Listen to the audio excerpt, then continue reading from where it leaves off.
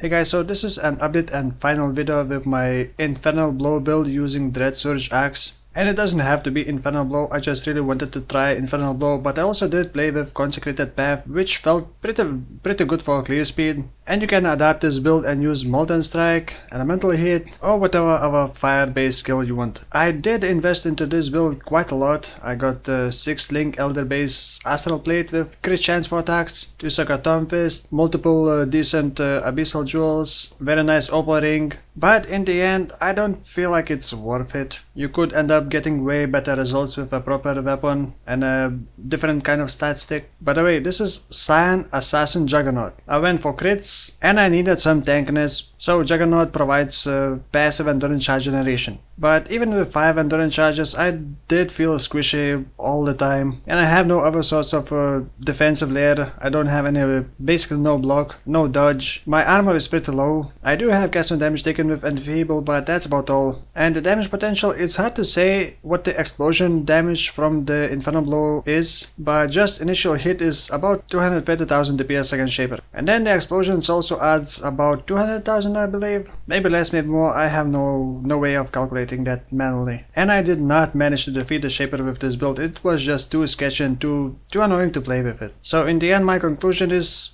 Dreadsurge axe is not really worth it. Also, I feel like I need to point out that Dreadsurge axe itself has almost no physical damage, so it's pretty hard to get a very strong stat stick. Like normally you would get physical damage as extra fire, as extra lighting, then crit multi, elemental damage for attacks. But for this I can only get crit multi, elemental damage for attacks, and elemental damage as extra chaos, which obviously is not really suited for this. Oh, and I even have infernal blow debuff deals an additional 5% damage per charge helmet enchantment. And in some clips you may see the boss life just suddenly disappearing, or at least a big part of it. And actually going non-crit and using elemental overload may have been a better option, at least for the explosion part. But since I have no way of calculating the explosion damage, and I mean not the 6% of explosion damage, but damage from the stack charges. Since I have no way of calculating that damage, I have no idea if going non-crit would actually be better for explosions or not. And if it would even be worth focusing on just the explosion damage.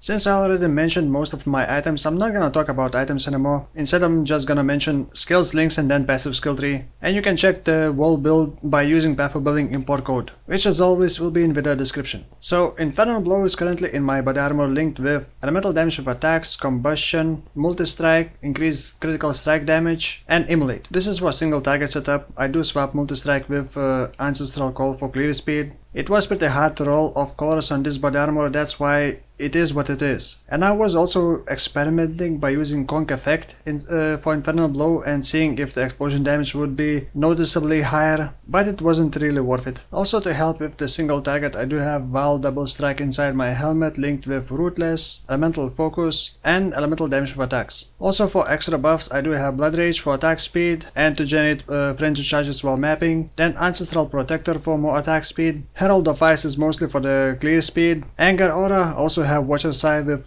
crit multi while affected by Anger Aura, Ice Golem for accuracy and a bit more crit chance, and like I said, cast damage taken with enfeeble. And then of course Leap Slam, faster attacks, and Fortify. And here's my passive skill tree. I am using Pure Talent Jewel for a bit more base critical strike chance, because I believe explosions don't really have a base critical strike chance, just like explosive arrow secondary explosions. So the explosion on Infernal Blow may have very different critical strike chance than the initial hit. Anyway, you can check passive skill tree in the description. I got cold, so it's pretty hard for me to talk. And as for my next build, I think I'm gonna do Stormcall.